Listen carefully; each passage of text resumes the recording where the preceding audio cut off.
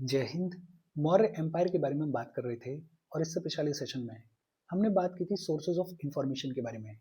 Maurya empire की इसी बातचीत को आज के सेशन में भी कंटिन्यू करते हुए आज के सेशन में हम बात करेंगे मौर्यन डायनेस्टी के बारे में। मौर्यन डायनेस्टी की कहानी क्या है उस सब के बारे में अब हम पढ़ेंगे, बातचीत करेंगे। इसी मौर्यन डायनेस्टी के अंदर हम बात करेंगे चंद्रगुप्त मौर्य के बारे में, पढ़ेंगे बिंदुसार के बारे में और बात करेंगे अशोक के बारे में। इन सभी चीजों के बारे में आज हम पढ़ेंगे, बातचीत करेंगे। देखो शुरू करते हैं। बेसिक इंट्रोडक्शन के तौर पर अगर बात करें तो ये जो मौर्यन डायनेस्टी है इसके फाउंडर कौन थे? इसके फाउंडर थे चंद्रगुप्त मौर्य। मौर्यन डायनेस्टी के फाउंडर कौन थे? Chandragupta Maurya is the founder of Mauryan dynasty. इससे पिछले सेशंस में हमने पढ़ा था कि चंद्रगुप्त मौर्य जो हैं वो नंदा डायनेस्टी के लास्ट किंग धनानंद को हराएंगे और धनानंद को हराने के बाद इस मौर्यन डायनेस्टी को स्टैब्लिश करेंगे। चंद्रगुप्त मौर्य ने धनानंद को हराया और नंदास की ये जो लंबी चौड़ी आर्मी है ये किसके कंट्रोल में आई? ये चंद्रगुप्त मौर्य के कंट्रोल में आई। और इस आर्मी की मदद से चंद्रगुप्त मौर्य जो है वो लगभग पूरे नदन इंडिया को कॉन्कर करेंगे, नॉर्थ वेस्टर्न इंडिया को कॉन्कर करेंगे और पेनिनसुलर इंडिया के एक लंबे चौड़े हिस्से को कॉन्कर करेंगे और स्टैब्लिश करेंगे इस मौर्यन डायनेस्टी को। अच्छा, ये जो मौर्य फैमिली है इसके ओरिजिन को लेके और इसकी कास्ट को लेके खूब सारा डिबेट देखने को मिलता है, खूब सारा डिस्कशन देखने को मिलता है, खूब सारी एम्बिग्युइटी देखने को मिलती है। फॉर एग्जाम्पल जो बुद्धिस्ट टेक्स्ट है, बुद्धिस्ट टेक्स्ट जैसे दिघा निकाया है, जैसे महावामशा है, इन बुद्धिस्ट टेक्स्ट का कहना यह है कि ये जो मौर्य हैं ये क्षत्रिय मौर्य क्लेन की ब्रांच को बिलोंग किया करते थे। बुद्धिस्ट टेक्स्ट का क्या कहना है कि जो मौर्य हैं ये क्षत्रिय मौर्य क्लेन की एक ब्रांच को बिलोंग किया करते थे। लेकिन जो ब्राह्मणिकल सोर्सेज हैं उन ब्राह्मणिकल सोर्सेज का ये कहना है कि ये जो मौर्य हैं ये शूद्र हुआ करते थे। और जो विष्णु पुराण है उस विष्णु पुराण का ये कहना है कि ये जो मौर्य हैं ये नंदास से एसोसिएटेड हुआ करते थे। और नंदास से किस तरीके से एसोसिएटेड हुआ करते थे? एक नंदा किंग हुए जिनका नाम था सरवर्त सिद्धि, और सरवर्त सिद्धि और एक हंटर की डॉटर मूरा थी, उनके सबसे बड़े बेटे थे चंद्रगुप्त मौर्य। तो ये जो विष्णु पुराण है इसका कहना है कि ये जो मौर्य हैं ये नंदास से एसोसिएटेड हुआ करते थे। ये जो मौर्यन फैमिली है इसके ओरिजिन को लेके, इसकी कास्ट को लेके खूब सारी डिबेट, खूब सारा डिस्कशन देखने को मिलता है, खूब सारी एम्बिग्युइटी देखने को मिलती है। फॉर एग्जाम्पल जो बुद्धिस्ट टेक्स्ट हैं उनका क्या कहना है? उनका कहना ये है कि ये जो मौर्य हैं ये क्षत्रिय मौर्य क्लेन की एक ब्रांच को बिलोंग किया करते थे। जो ब्राह्मणिकल सोर्सेज हैं उनका कहना यह है कि ये जो मौर्य हैं ये शूद्र हुआ करते थे। और जो विष्णु पुराण है उसका कहना यह है कि जो मौर्य हैं ये नंदास से एसोसिएटेड हुआ करते थे। ये जो मौर्यन डायनेस्टी है अगर इसका मोटा मोटा स्ट्रक्चर देखें तो सबसे पहले आए Chandragupta Maurya. Chandragupta Maurya is the founder of Mauryan dynasty. Chandragupta Maurya के बाद में पावर में आए बिंदुसार, और बिंदुसार भी इस डायनेस्टी के बड़े ही इंपॉर्टेंट रूलर हुए। बिंदुसार के बाद में पावर में आए अशोक, और अशोक के बारे में तो अलग से हिस्ट्री में पढ़ा जाता है, तो आप समझ सकते हो कि अशोक कितने इंपॉर्टेंट है, कितने सिग्निफिकेंट है। और ये जो मौर्यन डायनेस्टी है इसके लास्ट रूलर हुए बृहद्रथ। ये जितने भी रूलर्स हुए इनके बारे में एक एक करके पढ़ लेते हैं। सबसे पहले हम बात करेंगे चंद्रगुप्त मौर्य के बारे में। और एक चीज हमें ऑलरेडी पता है, Chandragupta Maurya is the founder of Mauryan dynasty. ये तो आपके दिमाग में प्रिंट हो गया होगा कि Chandragupta Maurya is the founder of Mauryan dynasty.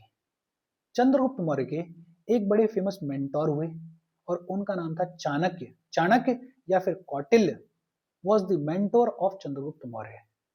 ऐसा माना जाता है कि चंद्रगुप्त मौर्य ने सबसे पहले खुद को पंजाब वाले रीजन में स्टैब्लिश किया। चंद्रगुप्त मौर्य ने सबसे पहले खुद को पंजाब वाले रीजन में स्टैब्लिश किया और फिर धीरे धीरे चंद्रगुप्त मौर्य ने ईस्ट की तरफ मूव करने की शुरुआत करी और अल्टीमेटली चंद्रगुप्त मौर्य जो हैं वो मगध वाले रीजन को कॉन्कर करेंगे, कंट्रोल करेंगे। ऐसा माना जाता है कि चंद्रगुप्त मौर्य ने सबसे पहले खुद को पंजाब वाले रीजन में स्टैब्लिश किया और पंजाब वाले रीजन में स्टैब्लिश करने के बाद धीरे धीरे चंद्रगुप्त मौर्य ने ईस्ट की तरफ मूव करने की शुरुआत करी और अल्टीमेटली चंद्रगुप्त मौर्य जो है वो ये जो मगध वाला रीजन है इसको कॉन्कर करेंगे। जो ज्यादा इंपॉर्टेंट चीज है वो ये है कि ग्रीक स्कॉलर्स ने चंद्रगुप्त मौर्य को सेंड्रोकोटस बुलाया है। ग्रीक स्कॉलर्स ने चंद्रगुप्त मौर्य को क्या बुलाया है? सेंड्रोकोटस बुलाया है। और सेंड्रोकोटस चंद्रगुप्त मौर्य को बुलाया गया है बाय द ग्रीक स्कॉलर्स। ये आइडेंटिफाई किसने किया? ये आइडेंटिफाई किया विलियम जोन्स ने। ये अपने आप में इंपॉर्टेंट चीज है कि जो ग्रीक स्कॉलर्स हैं उन्होंने चंद्रगुप्त मौर्य को क्या बुलाया है? सेंड्रोकोटस बुलाया है। इनफैक्ट जो ग्रीक सोर्सेज हैं वो ये भी सजेस्ट करते हैं कि चंद्रगुप्त मौर्य और अलेक्जेंडर के बीच में मीटिंग हुई थी। अलेक्जेंडर जब इंडिया को इन्वेड करने के लिए आया तो उस दौर में चंद्रगुप्त मौर्य और अलेक्जेंडर के बीच में एक मीटिंग भी सजेस्ट की गई है इन ग्रीक सोर्सेज के अंदर। अच्छा, व्हेन अलेक्जेंडर पास्ड अवे तो अलेक्जेंडर की जो इंडियन प्रोविंसेस थी उनका कंट्रोल किसके हाथ में गया था? उनका कंट्रोल सेल्यूकस निक्टर के हाथ में गया था। और चंद्रगुप्त मौर्य का इस सेल्यूकस निक्टर के साथ में कॉन्फ्लिक्ट देखने को मिलता है। लेकिन अल्टीमेटली 301 बीसी में चंद्रगुप्त मौर्य जो हैं वो इस सेल्यूकस निक्टर को हरा देंगे। यही सेल्यूकस निक्टर हैं जो कि मौर्यन कोर्ट में अपना एम्बेसडर भेजेंगे और उस एम्बेसडर का नाम क्या था? मेगास्थेनेस। और मेगास्थेनेस जो है वो एक बड़ी फेमस किताब लिखेंगे और उस किताब का नाम क्या था? इंडिका। ये सारी चीजें ऑलरेडी हमें पता है। Chandragupta Maurya was the chief architect of Mauryan Empire. Chandragupta Maurya was the founder and chief architect of Mauryan Empire. अच्छा, जैन टेक्स्ट के अकॉर्डिंग जैन टेक्स्ट ये बताते हैं कि चंद्रगुप्त मौर्य ने जैनिज्म को अडॉप्ट किया था। जैन टेक्स्ट का ये कहना है कि चंद्रगुप्त मौर्य ने जैनिज्म को अडॉप्ट किया था और जैनिज्म को अडॉप्ट करने के बाद चंद्रगुप्त मौर्य जो है वो भद्रबाहु के साथ में श्रवणबेलागोला की हिल्स पर चले जाएंगे। श्रवणबेलागोला कहां पर है? कर्नाटका में है। श्रवणबेलागोला की हिल्स पर चले जाएंगे और वहां जाने के बाद सलेखाना को परफॉर्म करेंगे। ये सलेखाना क्या होता है? जैनिज्म में एक रिलीजियस प्रैक्टिस है। इस रिलीजियस प्रैक्टिस में फास्टिंग अप टू डेथ को प्रैक्टिस किया जाता है। फास्ट किया जाता है तब तक जब तक कि डेथ ना जाए। ये जो रिलीजियस प्रैक्टिस है जैनिज्म के अंदर, इसी को सलेखाना बुलाया जाता है। तो जैन टेक्स्ट ये कहते हैं कि चंद्रगुप्त मौर्य ने जैनिज्म को अडॉप्ट किया और अल्टीमेटली सलेखाना को कमिट भी किया। बेहद सिंपल और इजी सी बातचीत है। देखो, चंद्रगुप्त मौर्य को लेके 4-5 चीजें आपको याद रखनी है। एक तो दिमाग में बैठी गई है कि Chandragupta Maurya is the founder of Mauryan dynasty. दूसरा, ऑलरेडी हमें पता है कि चंद्रगुप्त मौर्य के मेंटोर कौन थे? चाणक्य इनके मेंटोर थे। जो आज एक नई चीज शायद आपने पढ़ी होगी कि ग्रीक स्कॉलर्स ने चंद्रगुप्त मौर्य को क्या बुलाया? सेंड्रोकोटस बुलाया। क्या बुलाया? सेंड्रोकोटस बुलाया। ये भी सजेस्ट किया जाता है कि चंद्रगुप्त मौर्य और अलेक्जेंडर के बीच में एक मीटिंग हुई थी। चंद्रगुप्त मौर्य का सेल्यूकस निक्टर के साथ में कॉन्फ्लिक्ट देखने को मिलता है, लेकिन 301 बीसी में सेल्यूकस निक्टर को चंद्रगुप्त मौर्य ने हरा दिया। यही सेल्यूकस निक्टर जो है वो चंद्रगुप्त मौर्य के कोर्ट में अपना एम्बेसडर भेजेंगे और उसका नाम था मेगास्थेनेस। मेगास्थेनेस एक बड़ी फेमस किताब लिखेंगे, उस किताब का नाम था इंडिका। जैन टेक्स्ट ये कहते हैं कि चंद्रगुप्त मौर्य ने जैनिज्म को अडॉप्ट किया और अल्टीमेटली सलेखाना को कमिट किया था। इजी और सिंपल सी बातचीत है। होपफुली आपको समझ में आई होगी। हम आगे बढ़े उससे पहले वीडियो पे लाइक के बटन को दबा दो। लाइक दबाना जरूरी है बिकॉज यूट्यूब ऐसे ही फंक्शन करता है। जब आप वीडियो पे लाइक के बटन को दबाते हो तो यूट्यूब वीडियो को कंसिडर करता है और थोड़ा सा पुश कर देता है। तो लाइक का बटन दबा दो, शेयर कर दो अपने सोशल मीडिया हैंडल्स पर, व्हाट्सएप वगैरह पे अपने फ्रेंड्स को। जो भी लोग इसमें इंटरेस्टेड है, इससे रिलेटेड पढ़ाई कर रहे हैं, उनको शेयर कर दो। अगर चैनल को सब्सक्राइब नहीं किया है तो फॉर श्योर चैनल को सब्सक्राइब कर लो। और अगर आप केपेबल हो, हेल्प करना चाहते हो, तो आप हमें हेल्प कर सकते हो by clicking on the join button, या फिर आप कंट्रीब्यूट भी कर सकते हो क्यूआर कोड को स्कैन करके। अच्छा, चंद्रगुप्त मौर्य के जाने के बाद पावर में आए बिंदुसार, और बिंदुसार को जो ग्रीक स्कॉलर्स हैं उन्होंने क्या बुलाया? उन्होंने अमित्रोचेस्ट बुलाया। ग्रीक स्कॉलर्स ने बिंदुसार को क्या बुलाया? अमित्रोचेस्ट बुलाया। अमित्रोचेस्ट का मतलब डिस्ट्रॉयर ऑफ फोइज। और महाभाष्य के अंदर बिंदुसार को क्या बुलाया गया है? महाभाष्य के अंदर बिंदुसार को अमित्रघात बुलाया गया है। महाभाष्य के अंदर बिंदुसार को क्या बुलाया गया है? अमित्र घात बुलाया गया है, किलर ऑफ एनिमीज बुलाया गया है। लेकिन मजे की बात यह है कि बुद्धिस्ट टेक्स्ट के अंदर बिंदुसार के बारे में कोई भी बातचीत नहीं की गई है। बिंदुसार को लेके बुद्धिस्ट टेक्स्ट जो है वो एकदम साइलेंट है। हालांकि आजीविका सेक्ट में कुछ ऐसी स्टोरीज देखने को मिलती हैं जहां पे ये बताया गया है कि कोई फॉर्चून टेलर, कोई भविष्यवाणी बताने वाले इंसान ने बिंदुसार को उनके बेटे अशोक की फ्यूचर ग्रेटनेस के बारे में बताया था।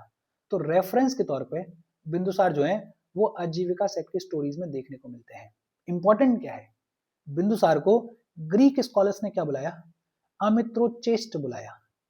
महाभाष्य में क्या बुलाया गया है, अमित्र घात बुलाया गया है। ये जो बिंदुसार है इन्होंने बिटवीन द टू सीज जो भी लैंड देखने को मिलती थी उसको कॉन्कर किया। अरेबियन सी और बे ऑफ बंगाल के बीच में जो भी लैंड देखने को मिलती थी, बेसिकली जो सदर्न इंडिया है उसको कॉन्कर किसने किया, बिंदुसार ने कॉन्कर किया। और जो ग्रीक सोर्सेज हैं वो ये भी जानकारी देते हैं कि बिंदुसार के डिप्लोमेटिक रिलेशंस जो हैं वो वेस्टर्न किंग्स के साथ में देखने को मिलते थे। जैसे एक सीरियन किंग हुए जिनका नाम था एंटियोकस, और ये जो एंटियोकस नाम के सीरियन किंग थे, इन्होंने बिंदुसार के कोर्ट में अपना एक एम्बेसडर भेजा था। उस एम्बेसडर का नाम क्या था, डमेकस। क्या नाम था, डमेकस। तो सीरियन किंग एंटियोकस ने अपना एम्बेसडर डमेकस जो है उसको भेजा था बिंदुसार के कोर्ट में। इसके अलावा इजिप्ट में एक राजा हुए जिनका नाम था पोटलेमी सेकंड फिलेडेल्फस, और फिलेडेल्फस ने अपना एक एम्बेसडर भेजा था जिसका नाम था डियोनिसस। क्या नाम था, डियोनिसस। तो ग्रीक सोर्सेज बताते हैं कि बिंदुसार के डिप्लोमेटिक रिलेशंस जो हैं वो वेस्टर्न किंग्स के साथ में भी देखने को मिलते थे। जैसे सीरियन किंग एंटियोकस जो है वो अपना एम्बेसडर डमेकस भेजेंगे बिंदुसार के कोर्ट में, और फिलेडेल्फस जो है वो अपना एम्बेसडर डियोनिसस को भेजेंगे बिंदुसार के कोर्ट में। इनफैक्ट एक बुद्धिस्ट टेक्स्ट है जिसका नाम है दिव्य वदना, और दिव्य वदना के अंदर बिंदुसार के बेटे अशोक का मेंशन देखने को मिलता है। बताया गया है कि तक्षशिला में जो विकेड मिनिस्टर्स हुआ करते थे उनके अगेंस्ट में अशोक जो है वो रिबेलियन करेंगे। ऐसा माना जाता है कि बिंदुसार ने आजीविका सेक्ट को ज्वाइन किया। ऐसा कहा जाता है कि बिंदुसार ने आजीविका सेक्ट को ज्वाइन किया। और बिंदुसार अपने आप में बेहद पावरफुल रूलर थे। इनके रूल के दौरान पूरा का पूरा जो सब कॉन्टिनेंट है वो मौर्यन रूल के अंडर आ गया था।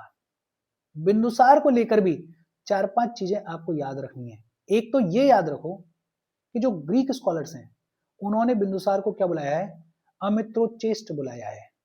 महाभाष्य ने बिंदुसार को क्या बुलाया है, अमित्र घात बुलाया है। बाकी बेसिक तौर पे जो ग्रीक सोर्सेज हैं वो ये बताते हैं कि ये जो बिंदुसार हैं इनके डिप्लोमेटिक रिलेशंस वेस्टर्न किंग्स के साथ में हुआ करते थे। जैसे सीरियन किंग ने अपने एक एम्बेसडर बिंदुसार के कोर्ट में भेजे जिनका नाम क्या था, डेमेकस उनका नाम था। इनके अलावा इजिप्ट के राजा ने भी बिंदुसार के कोर्ट में अपना एम्बेसडर भेजा, डियोनिसस। तो इन दोनों के नाम याद रखना। ऐसा माना जाता है कि बिंदुसार ने आजीविका सेक्ट को ज्वाइन किया था। ये बेसिक सी बातचीत है जो कि आपको पता होनी चाहिए। फिर इसके बाद पावर में आए अशोक, और अशोक की कहानी क्या है। देखो, Bindusara passed away in 273 BC. Bindusara 273 BC में पास अवे हो जाएंगे, और बिंदुसार के जाने के बाद मौर्यन डायनेस्टी में एक वॉर ऑफ सक्सेशन देखने को मिलेगा। लगभग 4 साल तक एक वॉर ऑफ सक्सेशन देखने को मिलेगा इस मौर्यन डायनेस्टी में। एक्चुअली बिंदुसार ये चाहते थे कि उनका बेटा सुशीमा उनको सक्सीड करे, लेकिन बिंदुसार के जो मिनिस्टर्स थे वो ये चाहते थे कि अशोक जो हैं वो बिंदुसार को सक्सीड करें, और इस वजह से 4 साल तक एक वॉर ऑफ सक्सेशन देखने को मिला। अल्टीमेटली एक मिनिस्टर राधा गुप्ता की मदद से अपने 99 ब्रदर्स को मारने के बाद अशोक जो हैं वो इस मौर्यन एम्पायर की गद्दी के ऊपर बैठेंगे। अच्छा, गद्दी पे बैठने से पहले बिंदुसार के रेन के दौरान अशोक जो हैं वो तक्षशिला और उज्जैन के वाइसरॉय भी हुआ करते थे। तो बिंदुसार के रेन के दौरान Ashok was the viceroy of Takshashila and Ujjain. कहानी बड़ी फेमस है कि अपने 99 ब्रदर्स को मारने के बाद अशोक ने गद्दी हत्याई थी। अशोक अपनी गद्दी पे बैठे थे, लेकिन आगे चल के ही became one of the greatest kings of all times. Ashoka को one of the greatest kings of all times consider किया जाता है। इनफैक्ट प्रोबेबली अशोक पहले ऐसे रूलर थे जिन्होंने अपने लोगों के साथ में डायरेक्ट कांटेक्ट एस्टेब्लिश किया थ्रू इंस्क्रिप्शंस। इंस्क्रिप्शंस के थ्रू अशोक जो है वो सीधे सीधे अपने लोगों के साथ में कनेक्ट करते थे, अपने लोगों के साथ में बात करते थे। अशोक के कई अलग अलग नाम देखने को मिलते हैं, जैसे एक मस्की इडिक्ट है। मस्की इडिक्ट पे इनको अशोक बुलाया गया है, इनको बुद्धा शाक्य बुलाया गया है। अशोक और बुद्धा शाक्य कहां पे बुलाया गया है? मस्की इडिक्ट के ऊपर बुलाया गया है।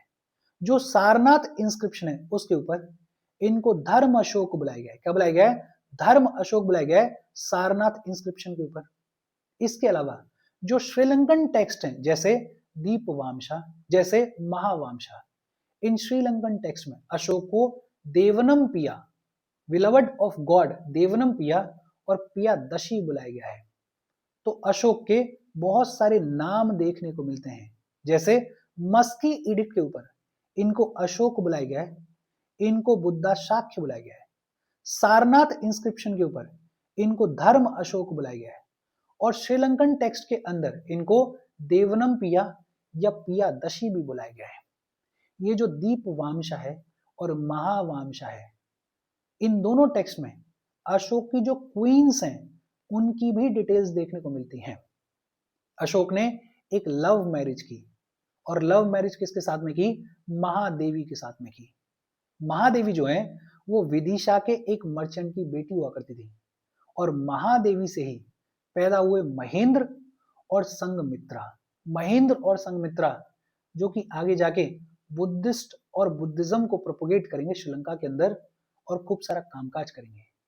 अदर क्वींस भी देखने को मिलती हैं अशोक की, जैसे एक का नाम था असंधिमिता, एक का नाम था पद्मावती, एक का नाम था तिशाराखित। और तिशाराखित ये वो वाली क्वीन है जो कि बोधि ट्री को डिस्ट्रॉय करने की कोशिश करेंगी। एक और रानी थी कौरवकी, और कौरवकी जो है वो इकलौती ऐसी क्वीन है जिनका मेंशन क्वींस इडिक्ट पे देखने को मिलता है या इलाहाबाद कोशम पिलर इडिक्ट पे देखने को मिलता है। ये जो इडिक्ट्स हैं इनके बारे में हम पढ़ेंगे, लेकिन हाँ, कौरवकी जो है वो इकलौती ऐसी क्वीन है अशोक की जिनका मेंशन क्वींस इडिक्ट पे देखने को मिलता है। इनको डिस्क्राइब किया गया है as mother of prince Tivara. Prince Tivara की मदर के तौर पे इनको डिस्क्राइब किया गया है, और तिवारा अशोक के इकलौते ऐसे बेटे हैं जिनका नाम इंस्क्रिप्शंस पे देखने को मिलता है। अशोक के अंडर लंबा चौड़ा एम्पायर देखने को मिलता था। एम्पायर को अगर देखना है तो ये जो पूरा एरिया देखने को मिल रहा है रेड में, ये पूरा एरिया जो है वो मौर्यन डायनेस्टी के अंडर हुआ करता था during the rain of Ashok. सिवाय ये जो सदर्न हिस्सा है छोटा सा जो कि चोलास के अंडर हुआ करता था, जो कि पांड्यास के अंडर हुआ करता था, यहाँ पे मौर्यन रूल देखने को नहीं मिलता था। और ये जो कुछ नॉर्थ ईस्ट इंडिया वाला हिस्सा है यहाँ पे मौर्यन रूल देखने को नहीं मिलता था। बाकी पूरे सब कॉन्टिनेंट के ऊपर अशोक का रूल देखने को मिलता था, मौर्यन रूल देखने को मिलता था। अच्छा, अशोक के जो हेलेनिस्टिक कंटेम्पररीज हुआ करते थे उनको भी अशोक के एडिक्ट्स के ऊपर मेंशन किया गया है। जैसे सीरिया में उस दौर में एक राजा हुआ करते थे जिनका नाम था एंटियोकस सेकंड, और जो एंटियोकस सेकंड है इनका मेंशन अशोक के एडिक्ट्स के ऊपर देखने को मिलता है। इजिप्ट में पोर्टलेमी सेकंड हुआ करते थे, मैसेडोनिया में एंटिगोनस हुआ करते थे, लीबिया में मैगस हुआ करते थे, और एफिरस में अलेक्जेंडर हुआ करते थे। ये जितने भी कंटेम्पररीज हुआ करते थे अशोका के, इन सब का मेंशन जो है वो अशोका के एडिक्ट्स के ऊपर देखने को मिलता है। और अशोक जो है he was a great proponent of Buddhism. Buddhism के स्प्रेड में अशोक का बड़ा इंपॉर्टेंट रोल है। ऐसा कहा जाता है कि अशोक जो है वो बुद्धिज्म में कन्वर्ट हुए अंडर हिज नेफ्यू नोग्रोधा। नोग्रोधा जो कि इनके नेफ्यू थे, जो कि बचपन से ही बुद्धिज्म को प्रैक्टिस करेंगे, उनके अंडर अशोक जो है वो बुद्धिज्म में कन्वर्ट हुए। और ये जानकारी मिलती है महावामशा में, दीपवामशा में। लेकिन एक और बुद्धिस्ट टेक्स्ट है जिसका नाम क्या है? दिव्य वदना। और दिव्य वदना ये कहता है कि अशोक जो है वो बुद्धिज्म में कन्वर्ट होंगे अंडर समुद्र। समुद्र जो है वो एक बुद्धिस्ट मॉन्क हुआ करते थे। कुछ टेक्स्ट ऐसे भी हैं जो कि ये कहते हैं कि अशोक जो है वो बुद्धिज्म में कन्वर्ट होंगे अंडर उपगुप्त। किसके अंडर? अंडर उपगुप्त। तो ये चलता रहता है कि किसके अंडर कन्वर्ट हुए, लेकिन हाँ ये हमें पता है कि अशोक ने बुद्धिज्म को अडॉप्ट किया था और Ashok was a great proponent of Buddhism. In fact Ashok ने अपने बेटे महेंद्र और बेटी संघमित्रा को श्रीलंका भेजा था बुद्धिज्म को प्रोपोगेट करने के लिए। अशोक ने थर्ड बुद्धिस्ट काउंसिल को भी ऑर्गेनाइज किया था पाटलिपुत्र में।